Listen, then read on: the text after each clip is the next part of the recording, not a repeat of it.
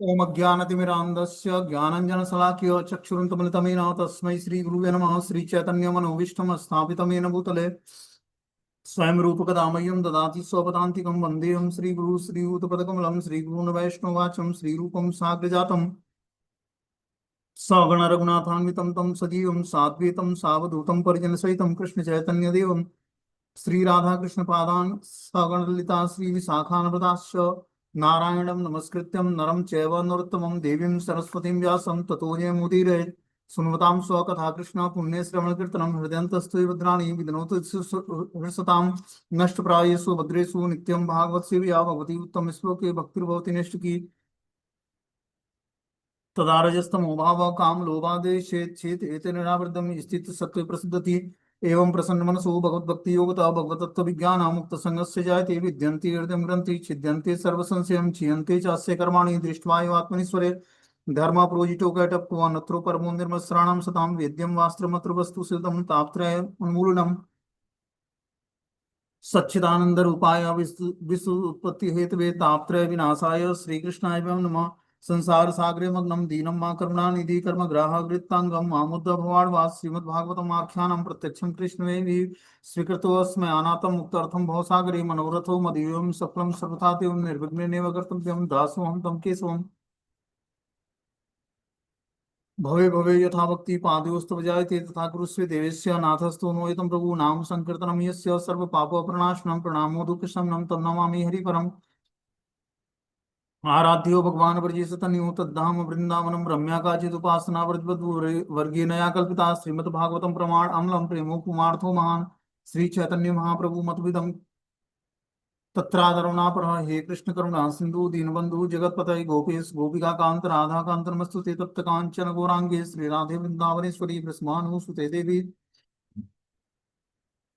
प्रणमामि हरिप्रिये वाञ्छाकल्पतरुभ्यश्च कृपा सिन्धुभ्यो च पतितानां पावनेभ्यो वैष्णवेभ्यो नमो नमः। जय श्री कृष्ण चैतन्य प्रभु नित्यानंद श्री अद्वैत गदाधर श्रीवासादि श्री गौर भक्तवृंद हरे कृष्ण कृष्ण कृष्ण हरे हरे हरे राम राम राम हरे हरे। इसमें आज हम लोग श्रीमद् भागवतम स्कंद संख्या 6 अध्याय संख्या 9 और श्लोक संख्या 37 नंबर पढ़ना है। बोलते हैं सम विषम मतिनाम मत मनु सरसी यथा रज्जु खंडम सर्पा दिधियाम। मोहग्रस्त पुरुष रस्सी को सर्प मान बैठता है अतः उसे रस्सी भय उत्पन्न करती है, किंतु समुचित बुद्धि वाले मनुष्य में रस्सी ऐसा नहीं कर पाती क्योंकि वह उसे केवल रस्सी ही जानता है। इसी प्रकार सबों के हृदय में उसकी बुद्धि के ही अनुसार परमात्मा स्वरूप आप भय या निर्भीकता का भाव उत्पन्न करने वाले हैं, किंतु आप स्वयं अद्वैत हैं। बता रहे हैं मोहग्रस्त पुरुष रस्सी को सर्प मान बैठता है। मोहग्रस्त मतलब जो व्यक्ति इग्नोरेंस में अज्ञानता में है, वो क्या है, भ्रमवश वो वास्तविक चीजों का दर्शन नहीं कर पाता है। तमोगुण क्या करता है, या जो इग्नोरेंस है, इग्नोरेंस मतलब माया या तमोगुण, तो तमोगुण हमारे वास्तविक चेतना को आवृत कर लेता है, ढक लेता है, और वस्तु व्यक्ति स्थान के वास्तविक स्वरूप का हम दर्शन नहीं कर पाते। इसीलिए हमें क्या करना चाहिए, बता रहे हैं, मोहग्रस्त पुरुष रस्सी को सर्प मान बैठता है अतः उसे रस्सी भय उत्पन्न करती है। जब वो गलती से रस्सी को सर्प मान लेता है तो रस्सी भय का कारण बन जाती है उसके। इसी तरह गुणों का प्रभाव है, जब व्यक्ति तमोगुण का शरण ग्रहण कर लेता है तो हमेशा वो भय और तामसिक वृत्तियों के प्रति आकर्षित होता है। तो इस भय से रक्षा करने के लिए हमें क्या करना चाहिए, भय से हम निपटेंगे कैसे, बता रहे हैं, किंतु समुचित बुद्धि वाले मनुष्य में रस्सी ऐसा नहीं कर पाती क्योंकि वो उसे केवल रस्सी ही जानता है। इसी प्रकार सबों के हृदय में उसकी बुद्धि के अनुसार परमात्मा स्वरूप आप भय या निर्भीकता का भाव उत्पन्न करते हैं, किंतु आप स्वयं अद्वय हैं। तो भगवान ही सबके हृदय में जो है, किसी के हृदय में भय और किसी के हृदय में निर्भीकता का भाव उत्पन्न करते हैं। तो कैसे उत्पन्न करते हैं, हृदय में गुणों के प्रभाव के कारण जो है हमारा, कभी हम इस भौतिक संसार में हमें भय लगता है, कभी हम निर्भीक बन जाते हैं। जैसे गुणों का प्रभाव होता है, जब हम सात्विक गुणों को धारण करते हैं तो हमें निर्भीकता आती है हमारे अंदर। जब हम तामसिक गुणों को धारण करते हैं तो भय उत्पन्न होता है, क्रोध उत्पन्न होता है, काम उत्पन्न होता है। तो इन गुणों से छुटकारा प्राप्त करने के लिए हमें क्या करना पड़ेगा, बता रहे हैं कि लेकिन आप परमात्मा स्वरूप आप भय या निर्भीकता का भाव उत्पन्न करते हैं, किंतु आप स्वयं अद्वैत रहते हैं। बोलते हैं भगवत गीता में भगवान कहते हैं चौथे अध्याय के 11वें श्लोक में कि ये था माम प्रपद्यन्ते तांस तथैव भजाम्यहम्, जो जिस भाव से मेरी शरण में आता है मैं उसी के अनुसार उसे फल देता हूँ। श्री भगवान समस्त ज्ञान सत्य और समस्त विरोधों के आधार हैं। यहाँ पर दिया गया उदाहरण अत्यंत सार्थक है कि रस्सी का होना एक सत्य है, किंतु कुछ लोग भ्रम से उसे सर्प मान लेते हैं, तो दूसरे लोग इसे रस्सी ही समझते हैं। इसी प्रकार से भक्त जो लोग श्री भगवान को जानते हैं उनमें विरोध को नहीं देखते, किंतु जो अभक्त है वे उन्हें सर्प की भांति समस्त प्रकार के भय का स्रोत मानता है।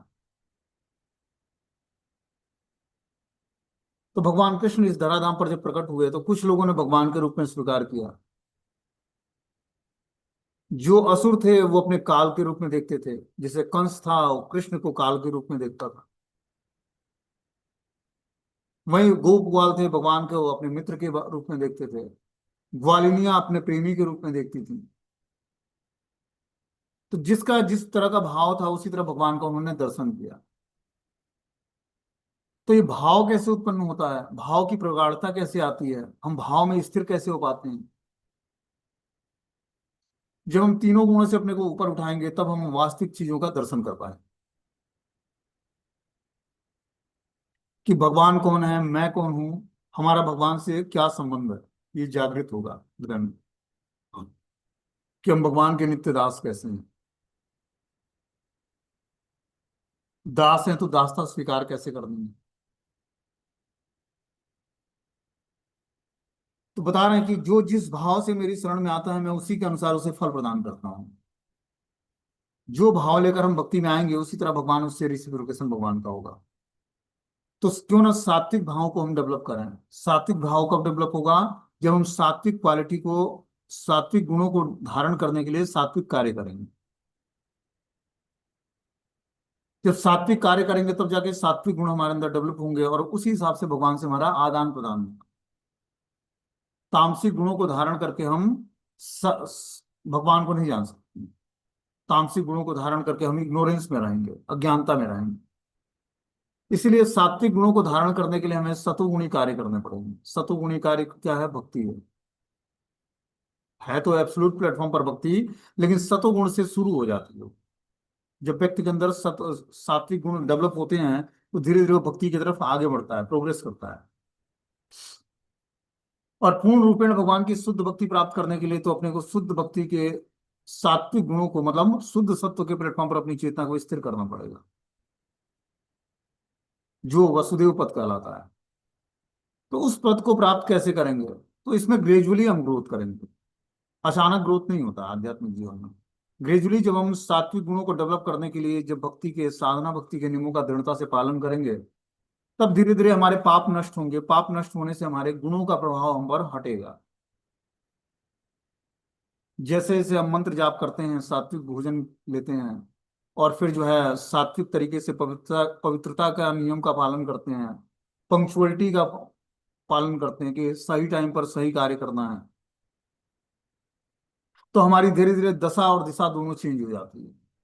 दशा भी चेंज होती है और दिशा भी चेंज होती है।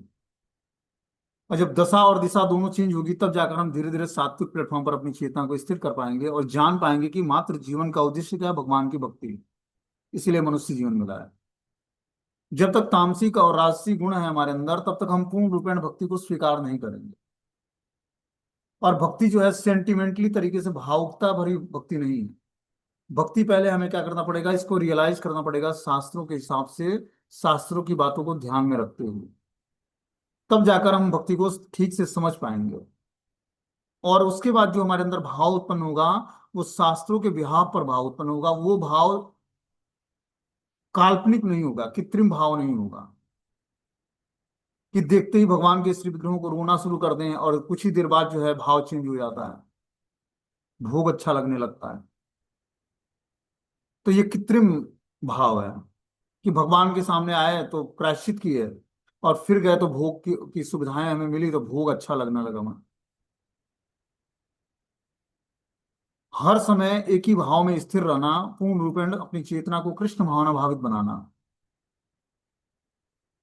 ये प्रैक्टिस हमें करनी है भक्ति करते, कि हम पूर्ण रूपेण अपनी चेतना को कृष्ण भावना भावित में स्थिर कर पाए, कृष्ण भावना में स्थिर कर पाए। जो हमारी मंडेन कॉन्शियसनेस है, मैटेरियल कॉन्शियसनेस है, भौतिक चेतना है, उसी को आध्यात्मिक बनाने की ये सारी प्रैक्टिस है। जब हमारी चेतना पूर्ण रूपेण आध्यात्मिक बन जाएगी तो वो अध्यात्म के बारे में ही सोचेगी, आध्यात्मिक कार्य करेगी, अध्यात्म को ही देखेगी। अब सारी इंद्रियां हमारे, सारी जितनी भी ज्ञान इंद्रियां हैं, सब में दिव्यता आ जाती है। नेत्रों में दिव्यता आ जाती है, कानों में दिव्यता आ जाती है, घ्राणेंद्रियों में दिव्यता आ जाती है, जीवा में दिव्यता आ जाती है, त्वचा में दिव्यता आ जाती है। अब वो भोग के टच में भी आएगी तो उसके अंदर दिव्यता के गुण होने के कारण भोग को आकर्षित नहीं करेगी, उसको भोगना नहीं चाहेगी। तो इंद्रियों को हम दिव्यता कैसे, इंद्रियों को दिव्य प्लेटफॉर्म कैसे दें, क्वेश्चन उठता है। तो इंद्रियों को दिव्य बनाने के लिए हमें क्या करना पड़ेगा, दिव्यता के लेवल पर अपनी इंद्रियों को भगवान की दिव्य सेवा में लगानी पड़ेगी। जब निरंतर जीवा से नाम जप करेंगे, कानों से भगवान की कथाओं को सुनेंगे, नेत्रों से भगवान के श्याम सुंदर रूप का दर्शन करेंगे, त्वचा से भगवान के श्री विग्रहों या भगवान के शुद्ध भक्तों की सेवा करेंगे, ग्रहण इंद्रियों से भगवान को ऑफरिंग किया हुआ पुष्प धूप दीप जो भी है उसको सूंघेंगे, तो धीरे धीरे ज्ञान इंद्रियां हमारी पवित्र हो जाएंगी। ज्ञान इंद्रियों के पवित्र होने से मन और बुद्धि पवित्र होगा, और मन और बुद्धि के पवित्र होने से धीरे धीरे हमारा पूरा जीवन पवित्र हो जाएगा। बोलते हैं श्री भगवान समस्त ज्ञान सत्य और समस्त विरोधों के आधार हैं। यहाँ पर दिया गया उदाहरण अत्यंत सार्थक है। रस्सी का होना एक सत्य है, किंतु कुछ लोग भ्रम से इसे सर्प मानते हैं, जो दूसरे लोग इसे रस्सी ही समझते हैं। इसी प्रकार से भक्त जो लोग भगवान श्री भगवान को जानते हैं उनमें विरोध को नहीं देखते, किंतु जो अभक्त है वह उन्हें सर्प की भांति समस्त प्रकार के भय का स्रोत मानता है। जब नरसिंह देव प्रकट हुए तो प्रहलाद महाराज ने उन्हें परम शांति के रूप में देखा, जबकि उनके असुर पिता ने अपनी परम मृत्यु के रूप में देखा। जैसा कि श्रीमद् भागवतम में कहा गया है 11वें स्कंद के दूसरे दूसरे अध्याय के तीसरे श्लोक में, कि भयम द्वितीया मिति वे सतम सयात। जब मनुष्य में द्वैत भाव रहता है तभी वो भय और तथा आनंद दोनों को जानता है। जब व्यक्ति के अंदर द्वैलिटी का भाव रहता है, द्वैत भाव रहता है, क्या करूं क्या ना करूं, क्या सही है क्या गलत है, तब वो भय तथा आनंद दोनों को जानता है, कि क्या भय प्रकट करने वाला है और क्या आनंद देने वाला है। वही भगवान भक्तों के लिए आनंद का स्रोत है और ज्ञान विहीन अभक्तों के लिए भय का कारण है। भगवान का वही स्वरूप था नरसिंह देव, लेकिन प्रहलाद को आनंद दे रहा था और असुरों को क्या, मृत्यु दिख रहा था उसमें। किंतु लोग उसे विभिन्न दृष्टियों से देखते हैं, अज्ञानी उसमें विरोध पाते हैं, किंतु शांत भक्तों को कोई विरोध नहीं दिखता है। जैसे भगवान कुरुक्षेत्र युद्ध स्थल में प्रकट हुए, तो कुरुक्षेत्र युद्ध स्थल में भगवान जो है काल के रूप में समस्त जितने भी महारथी थे सबको भगवान ने पहले ही मार चुके थे, बस एक अर्जुन को निमित्त मात्र बनाना था। तो उस कुरुक्षेत्र युद्ध स्थल में भगवान ने गीता का ज्ञान भी दिया, लेकिन कुछ ही लोग उसको एक्सेप्ट कर पाए। किसने एक्सेप्ट कर पाया, जो भगवान की भक्ति करते थे, जो भगवान को भगवान के रूप में स्वीकार करते थे। तो गीता तो बहुत सारे राइटर लिखते हैं, बहुत सारे लोग पढ़ते भी हैं, लेकिन गीता के ज्ञान को स्वीकार करने के लिए पहली योग्यता है कि हम कृष्ण को भगवान के रूप में स्वीकार करें, तब हम गीता के ज्ञान को अपने जीवन में धारण कर पाएंगे। और गीता ज्ञान जो है, श्रीमद् भगवद गीता का ज्ञान जो है, हमारे पूरे जीवन का एक मैनुअल बुक है, जो हमारे पूरे जीवन को चेंज करने वाला है। हमारा एक नया चरित्र का निर्माण करने वाला है, हमारे कॉन्सियसनेस को पूर्ण रूपेण जो है आध्यात्मिक प्लेटफॉर्म पर स्थिर करने वाला है। सारा खेल जो है आध्यात्मिक जीवन में अपनी कॉन्सियसनेस को चेंज करना ही है। जो हमारी कॉन्सियसनेस भौतिक है उसी को आध्यात्मिक बनानी है, जो हमारी इच्छाएं भौतिक हैं उसको आध्यात्मिक बना देना है, जो हमारी आसक्तियां भौतिक हैं उस आसक्तियों को आध्यात्मिक बना देना ही भक्ति कहलाता है।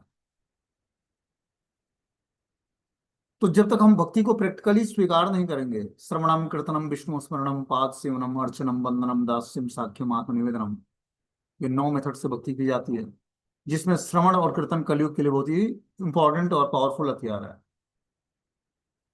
तो जब हम भगवान की कथाओं को सुनते हैं या नाम जप को ध्यान पूर्वक सुनते हैं, कीर्तन को सुनते हैं, तो धीरे धीरे हमारा हृदय जो है पवित्र होता है, और प्रैक्टिकली क्या है, प्रैक्टिकली हम जब भगवान के नाम जब को करते हैं, स्वाध्याय यज्ञ करते हैं, शास्त्रों को पढ़ते हैं टाइम निकालकर, नहीं टाइम मिलता तो कम से कम 2 श्लोक पढ़ें, उसके तात्पर्य को पढ़ें सोने से पहले। तो आप देखोगे पूरा धीरे धीरे अपना जीवन चेंज होने लगेगा। भगवत गीता भगवान के मुख से निकली हुई वाणी है। जिस तरह गंगा व्यक्ति को पवित्र करता है दर्शन करने से, स्नान करने से, उसी तरह गीता भी पवित्र करती है भगवान के मुख से वाणी। वो जो वाणी निकली हुई है वो क्या करता है, व्यक्ति के हृदय को पवित्र कर देता है। गंगा जल भगवान के चरणों से निकली है और गीता भगवान के मुख से प्रकट हुई है। तो जब हम भगवत गीता और गंगा दोनों का सेवन करते हैं तो बहुत जल्दी पवित्र हो जाते हैं। गंगा जल में स्नान और पान और गीता का पाठ करना और उसको अपने जीवन में धारण करना। तो भगवत गीता के हमें 2 श्लोकों को रेगुलर बेसिस पढ़ के उसके तात्पर्य को समझना चाहिए और उस पर विचार करके अपने जीवन में धारण कैसे करना है उसको जानने का प्रयास करना चाहिए। न जान पाए तो क्वेश्चंस पूछ सकते हैं क्लास के माध्यम से। और जो वास्तव में आध्यात्मिक जीवन में हम प्रोग्रेस करना चाहते हैं तो भगवत गीता को अपने जीवन का सार बनाना पड़ेगा। वो 700 श्लोक पूरे हमारे जीवन का एक ऐसा चाबी है जो आध्यात्म के रास्ते पर जाने के लिए एक मार्ग खोलेगा, हमारा प्रशस्त करेगा, और तब जाकर हम धीरे धीरे आध्यात्मिक रास्ते पर आगे बढ़ पाएंगे।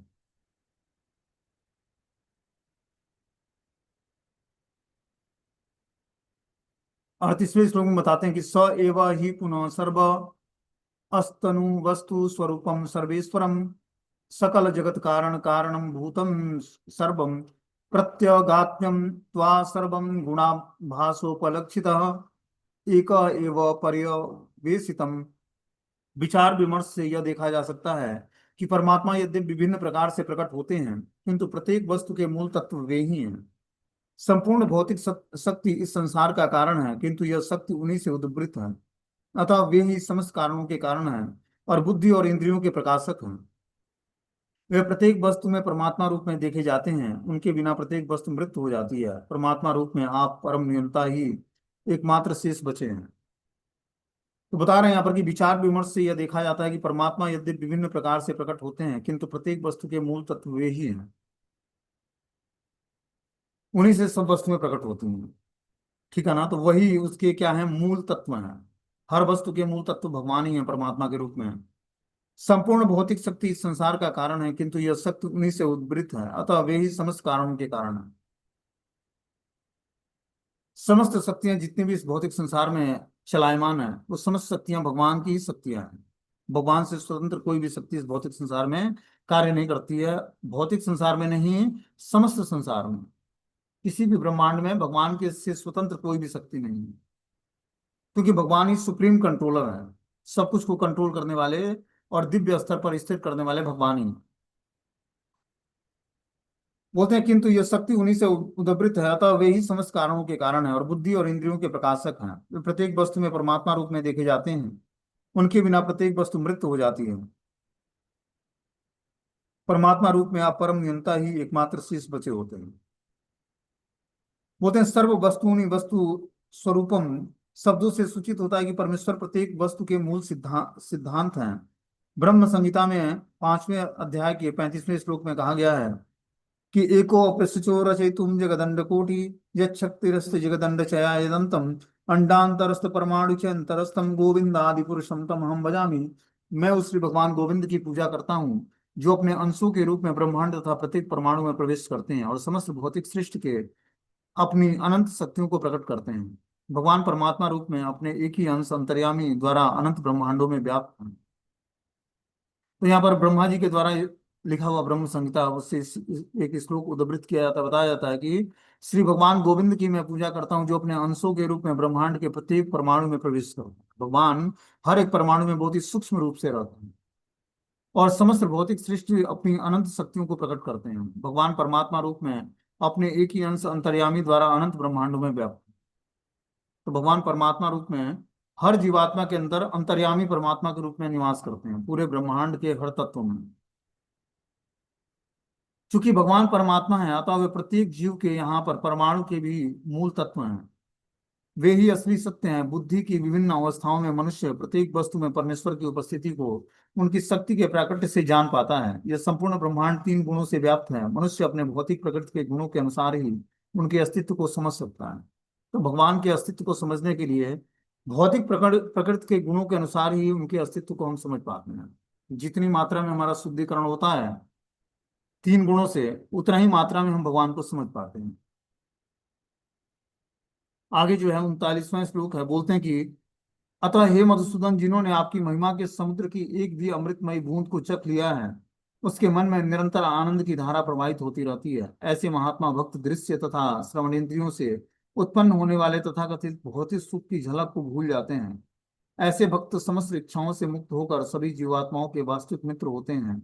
वे अपने मन को आप में समर्पित करके दिव्य आनंद उठाते हैं, जीवन के असली उद्देश्य को प्राप्त करने में कुशल होते हैं। हे भगवान, आप ऐसे भक्तों के जिन्हें इस भौतिक जगत में कभी वापस नहीं आना पड़ता प्रिय मित्र और आत्मा है, भला वे आपकी भक्ति को किस प्रकार त्याग सकते हैं। तो बता रहा कि हे मधुसूदन, जिन्होंने आपकी महिमा के समुद्र में एक बार भी की अमृतमयी बूंद को चख लिया है, कि जो भगवान की भक्ति की महिमा है, या भगवान की महिमा की का जो समुद्र है, भगवान की महिमा जो है अनंत है। उस अनंत महिमाओं में से अगर जो कोई एक बूंद भी अमृतमय बूंद चख लेता है तो उसके मन में निरंतर आनंद की धारा प्रवाहित होने लगती है। भक्ति की पहली झलक उत्पन्न होते ही व्यक्ति आनंदाम बुद्धिवर्धनम प्रतिपदम पूर्णामृत आस्वादनम सर्वात्मनम परम विजयते श्री कृष्ण संकीर्तनम। श्री कृष्ण संकीर्तन की अभी एक झलक मिलती नहीं जीवात्मा को, उसके अंदर आनंद और बुद्धि का वर्धन होने लगता है। और पूर्ण अमृत आस्वादनम, कृष्ण नाम जो है अमृत के समान लगने लगता है। मतलब एक कृपा हुई नहीं, भगवान की कृपा की एक बूंद मिले नहीं कि जीवात्मा ब्रह्म भूत प्रसन्न आत्मा न सोचत न कांक्षति, इस रास्ते पर आगे बढ़ जाता है।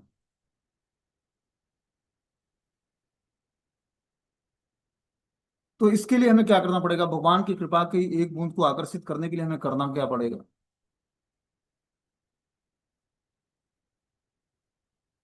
तो श्रद्धा, फिर विश्वास। जब हमारी श्रद्धा होगी किस पर, शास्त्रों पर, गुरु साधु और शास्त्र पर, तब हम धीरे धीरे आध्यात्मिक रास्ते पर आगे बढ़ते जाएंगे। और तब जाकर हमारी प्रगाढ़ श्रद्धा भगवान में उत्पन्न होगी। जैसे मान लो कि कोई व्यक्ति, किसी काम को आप करने जाते हो, कोई आपको प्रोत्साहित करता है कि आप इस काम को करिए, आपको सफलता मिलेगी, तो आप करते करते सफलता भी प्राप्त करते हो उसमें, क्योंकि उसने प्रोत्साहित किया। आपकी इच्छा नहीं थी लेकिन उसने प्रोत्साहित किया और आप आध्यात्मिक जीवन में या किसी भी रास्ते पर आगे बढ़ गए। उसी तरह आध्यात्मिक जीवन में भी हम पूर्ण विश्वास के साथ जब भक्तों से जुड़ते हैं, तो ऐसे भक्तों से जो भगवान की भक्ति में बढ़े चढ़े हैं,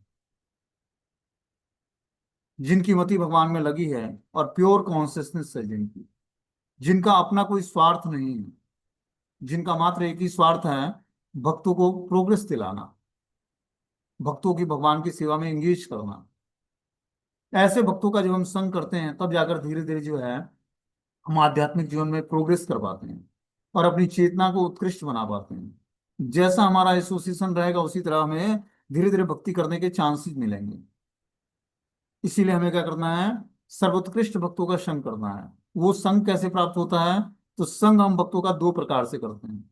एक है वपु संघ और दूसरा है वाणी संघ। वपु संघ में क्या होता है कि हम फिजिकली प्रेजेंट होते हैं, किसी वैष्णव से कथा सुनते हैं या उनका एसोसिएशन करते हैं, उनके क्वेश्चंस पूछते हैं, उनकी बातों को स्वीकार करते हैं, उनकी कुछ सेवा करते हैं। तो ये वपु संघ हो गया। वाणी संघ क्या होता है, आचार्यों के द्वारा लिखा हुआ जो बुक राइटिंग किया हुआ है उसको पढ़ते हैं, या उनके द्वारा जो लेक्चर्स दिए गए हैं, सत्संग हुआ है उसको हम सुनते हैं और उस हिसाब से अपने जीवन को ढालने का प्रयास करते हैं। तो ये वाणी संघ हो जाता है। तो किसी भी तरीके से हमें वाणी संघ या बपू संघ जो भी हमारे पास उपस्थित हो सुविधाएं हैं, उस सुविधाओं का उपयोग करके हमें भक्ति में जीवन में आगे बढ़ना है।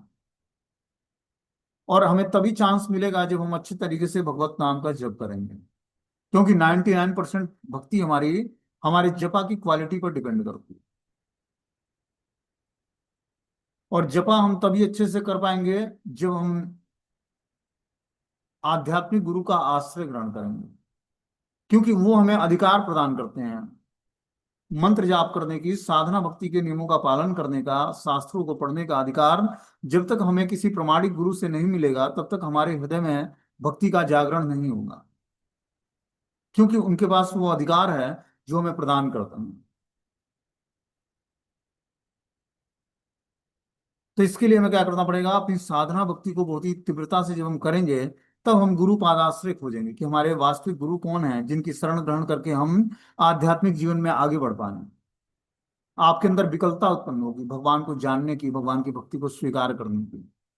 कब? जब हम आध्यात्मिक जीवन में प्रोग्रेस करने की इच्छा जागृत करेंगे और साथ में भगवत नाम का जप तीव्रता से करेंगे, तब इच्छा जागृत होगी कि मैं कैसे एक आचार्य, ये गुरु को स्वीकार करके और उनके द्वारा बताए हुए मार्ग पर चलने का प्रयास करूं।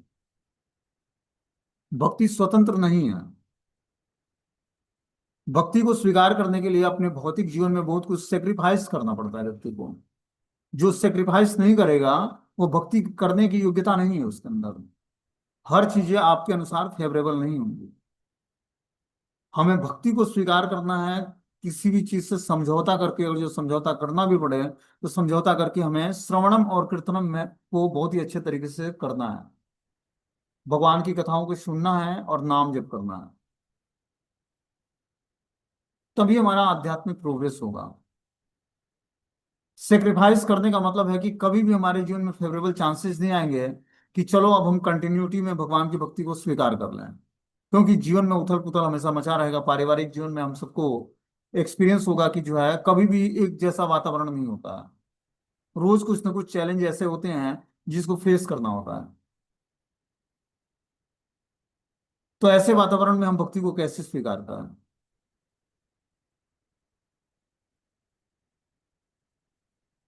तो हमें क्या करना पड़ेगा, आश्रय लेना पड़ेगा।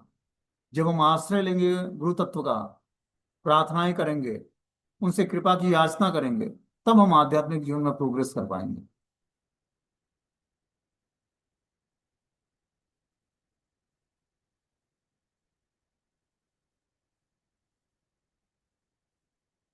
बोलते हैं ऐसे महात्मा भक्त दृश्य या श्रवण इंद्रियों से उत्पन्न होने वाले तथाकथित भौतिक सुख की झलक को भूल जाते हैं।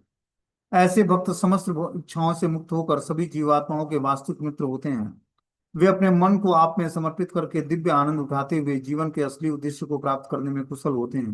हे भगवान, आप ऐसे भक्तों के जिन्हें इस भौतिक जगत में कभी वापस नहीं आना पड़ता प्रिय मित्र और आत्मा है, भला वे आपकी भक्ति को किस प्रकार त्याग सकते हैं? क्या बता रहे हैं यहाँ पर कि हे मधुसूदन, जिन्होंने आपकी महिमा के समुद्र की एक भी अमृतमय बूंद चख लिया है, उसके मन में निरंतर आनंद की धारा प्रवाहित होती रहती है।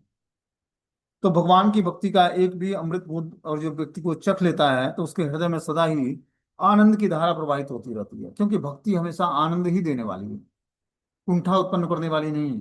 क्या उत्पन्न करने वाली है? आनंद उत्पन्न करने वाली है। ऐसे महात्मा भक्त दृश्य तथा श्रवण इंद्रियों से उत्पन्न होने वाले तथाकथित भौतिक सुख की झलक को भूल जाते हैं। जो ऐसे मन में निरंतर आनंद की धारा जिनके मन में प्रवाहित होती है, ऐसे महात्मा भक्त दृश्य तथा श्रवण इंद्रियों से उत्पन्न होने वाले तथाकथित भौतिक सुख की झलक को भूल जाते हैं। ऐसे भक्त समस्त इच्छाओं से मुक्त होकर सभी जीवात्माओं के वास्तविक मित्र हो जाते हैं। वे अपने मन को आप में समर्पित करके दिव्य आनंद उठाते हुए जीवन के असली उद्देश्य को प्राप्त करने में कुशल होते हैं। हे भगवान, आप ऐसे भक्तों के जिन्हें इस भौतिक जगत में कभी वापस नहीं आना पड़ता प्रिय मित्र और आत्मा है, भला वे आपकी भक्ति को किस प्रकार त्याग सकते हैं? तो जिन्होंने अपने भौतिक जगत में कभी वापस न जाने का जिन्होंने नियम ले लिया है, वही भगवान के असली वास्तविक मित्र और आत्माएं हैं। भला वे आपकी भक्ति को किस प्रकार त्याग सकते हैं? जिन्होंने अपने आध्यात्मिक जीवन को स्वीकार किया है और पूर्ण रूप में भौतिक जीवन से छुटकारा प्राप्त कर लिया है, वो भगवान को कैसे त्याग सकते हैं? और भगवान भी ऐसे भक्तों को नहीं त्यागते जिन्होंने सब कुछ भौतिक जीवन त्याग करके और आध्यात्मिक जीवन या भगवान की भक्ति को स्वीकार किया। शरणागति ऐसी चीज है कि जो व्यक्ति एक बार भी कृष्ण की शरण ग्रहण कर लेता है या राम की शरण ग्रहण कर लेता है, भगवान उसका कभी भी परित्याग नहीं करते हैं। कुछ गलतियां भी करता है तो भगवान माफ कर देते हैं, लेकिन हमें गलतियां नहीं करनी है। भगवान के साथ जुड़ने के बाद बहुत ही स्ट्रिक्टली हमें अच्छे तरीके से नियमों और सिद्धांतों को समझकर उसको पालन करना है, तब जाकर हमारा आध्यात्मिक जीवन में प्रोग्रेस होगा। बोलते हैं यद्यप अभक्त लोग अपने अल्प ज्ञान तथा तर्क वितर्क की आदत के कारण भगवान की वास्तविक प्रकृति को नहीं समझ पाते हैं, किंतु एक भक्त जिसने भगवान के चरणारविंद का अमृत एक बार भी पान कर लिया है, जानता है कि भगवान की भक्ति में कितना दिव्य आनंद प्राप्त होता है। वो जानता है कि भगवान की सेवा करके वह सबकी सेवा कर लेता है। अतः भक्तगण समस्त जीवात्माओं के असली मित्र हैं। केवल शुद्ध भक्त ही समस्त बद्ध जीवों के कल्याण हेतु भगवान की महिमा का उपदेश दे सकता है। तो क्या बता रहे हैं कि अभक्त लोग अपने अल्प ज्ञान तथा तर्क वितर्क की आदतों के कारण भगवान की वास्तविक प्रकृति को नहीं समझ पाते हैं। भगवान को समझने के लिए तर्क वितर्क करना आवश्यक नहीं है। भगवान को समझने के लिए हमें भक्त बनना पड़ेगा, तभी हम भगवान के चरणार बिंदु का अमृत का एक बार भी जो जो भक्त पान कर लेता है, भगवान की भक्ति में कितना ही दिव्य आनंद प्राप्त होता है। वह जानता है कि भगवान की सेवा करके वह सबकी सेवा कर लेता है। तो वास्तविक जीवन का उद्देश्य क्या है कि भक्ति करके दिव्य आनंद को प्राप्त करना। हर व्यक्ति आनंद की तलाश में है, लेकिन आनंद कैसे मिलेगा? जब वो भक्ति करेगा। किसकी? परम आनंद की। परम आनंद कौन है? भगवान कृष्ण है, जो हमें परम आनंद दे सकते हैं। इस भौतिक संसार में हम बहुत सारे लोगों की भक्ति करते हैं, देवी देवताओं की भक्ति करते हैं, ठीक है ना। और भी लोग जो है ऑफिस कार्यालय में जाकर अपने बॉस की भक्ति करते हैं। उनके लिए सर्वस्व जो है उनका बॉस ही है, क्योंकि वो भरण पोषण करता है, पैसे देता है। तो वो उन्हीं के भक्त बन जाते हैं, उन्हीं की जय जयकार करते हैं, उन्हीं को अपना सर्वस्व मान लेते हैं। और यही मूर्खता है। भौतिक संसार में कोई व्यक्ति जो है, जब तक आपके पास कार्य करने की क्षमता है, तब तक वो व्यक्ति आपको यूज कर रहा है और कुछ लक्ष्मी दे रहा है उसके बदले। वो आपका भगवान कैसे हो गया? भगवान किसी भी परिस्थिति में भक्तों का परित्याग नहीं करते। उसके बाद सब कुछ है तब भी भगवान साथ है उसके, कुछ नहीं है तभी भी भगवान साथ है उसके। ऐसे मित्र हैं। लेकिन भौतिक संसार में ऐसा नहीं होता है। भौतिक संसार में जब तक आपके पास कार्य करने की शैली है, क्षमताएं हैं, धन है, तब तक सभी लोग पूछते हैं। कार्य करने की शैली समाप्त हुई, धन समाप्त हुआ, तो अपना ही व्यक्ति जो है मुंह मोड़ लेता है।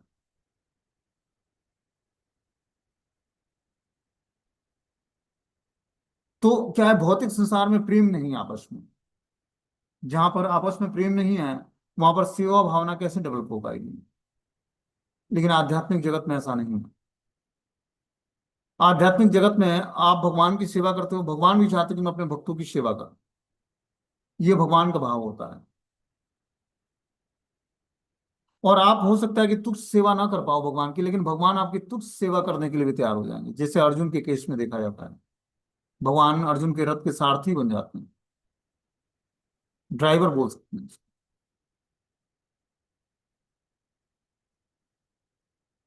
तो किस कारण से करते हैं? भक्तों से प्रेम होने के कारण।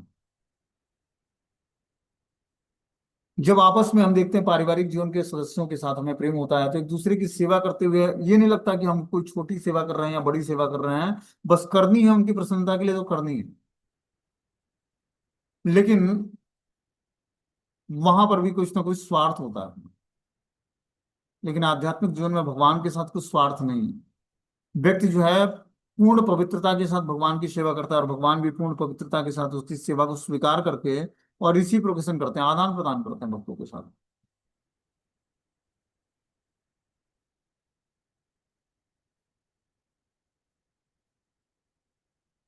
बोलते हैं एक भक्त जिनके भगवान के चरणार बिंदु का अमृत एक बार भी पान किया है, जानता है कि भगवान की भक्ति में कितना दिव्य आनंद प्राप्त होता है। वह जानता है कि भगवान की सेवा करके वह सबकी सेवा कर लेता है। अतः भक्तगण समस्त जीवात्माओं के असली मित्र हैं। केवल शुद्ध भक्ति समस्त बद्ध जीवों के कल्याण हेतु भगवान की महिमा का उपदेश दे सकता है। कि जो भगवान का शुद्ध भक्त है, वही बद्ध जीवों के कल्याण हेतु भगवान की महिमा का उपदेश दे सकता है, क्योंकि उसका ही उपदेश प्रभावशाली होगा, क्योंकि वो उस रास्ते पर चला है। तो जो जिस रास्ते पर चला है अध्यात्म के रास्ते पर, और भगवान की कृपा को आकर्षित किया है, गुरु की कृपा को आकर्षित करके, और उस आध्यात्मिक रास्ते पर आगे बढ़ता है, वही व्यक्ति दूसरे के कल्याण के लिए भगवान की महिमाओं का उपदेश दे सकता है। ये बस भगवान और गुरु की कृपा से ही संभव हो पाता है।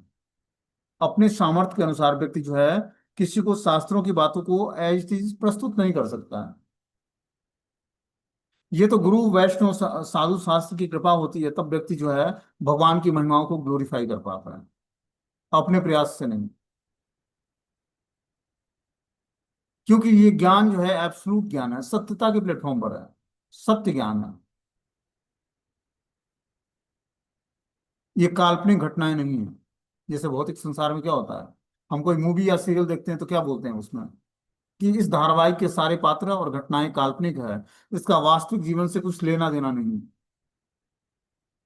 लेकिन ये जो धारावाहिक चल रहा है श्रीमद् भागवतम और भगवत गीता का एपिसोड, ये हमारे जीवन की वास्तविक घटनाओं पर आधारित है, सत्य घटनाएं हैं इसमें।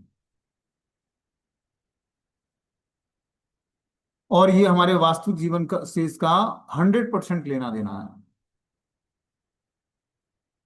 इसी हिसाब से जीवन को मोल्ड करना है, आध्यात्मिक पाठ देना है उसको। तभी जाकर हम धीरे धीरे भगवान के तत्व को समझने की हमारे अंदर योग्यता आएगी, भगवान को जानने की योग्यता आएगी। जब हम तत्व से भगवान के जन्म कर्म चमे दिव्यम योयम योवेति तत्तः तत्वादेह पुनर्जन्म नयति मामेति सो अर्जुन। जब भगवान के जन्म और कर्म की दिव्य प्रकृति को जब जीवात्मा जान लेता है, तब वो मृत्यु को प्राप्त करने के बाद फिर से इस भौतिक संसार में नहीं लौटता, बल्कि भगवान के धाम को प्राप्त कर लेता है, भगवान की प्रेममय सेवा को प्राप्त कर लेता है, जो कि अल्टीमेटली जीवन का उद्देश्य है। तो जीवन के उद्देश्य को प्राप्त करने के लिए हमें भगवान की भक्ति को ही स्वीकार करना पड़ेगा, दूसरा कोई अपने पास रास्ता ही नहीं बचा है। और स्वीकार करने के लिए सबसे पहले भगवान चैतन्य महाप्रभु ने क्या बताया है, कलो दोष निधि राजन अस्ति एक महान गुण। कलयुग महान दोषों का खान होने के बाद भी एक महान गुण है, क्या? कीर्तनादेव कृष्ण से मुक्त संग परम ब्रज। कि श्री हरि के नाम का कीर्तन करना ही हमें समस्त पाप कर्मों से छुड़ाकर और भगवत प्रेम और भगवत धाम दिलाने के लिए महान अस्त्र है कलयुग में। तो हमें क्या करना पड़ेगा, भगवान के नाम का संकीर्तन करना पड़ेगा, संकीर्तन से जुड़कर और आध्यात्मिक रास्ते पर चलने का प्रयास करना पड़ेगा। तभी जाकर हम धीरे धीरे अध्यात्म के रास्तों को समझ पाएंगे और आगे बढ़ पाएंगे। ठीक है, हरे कृष्णा।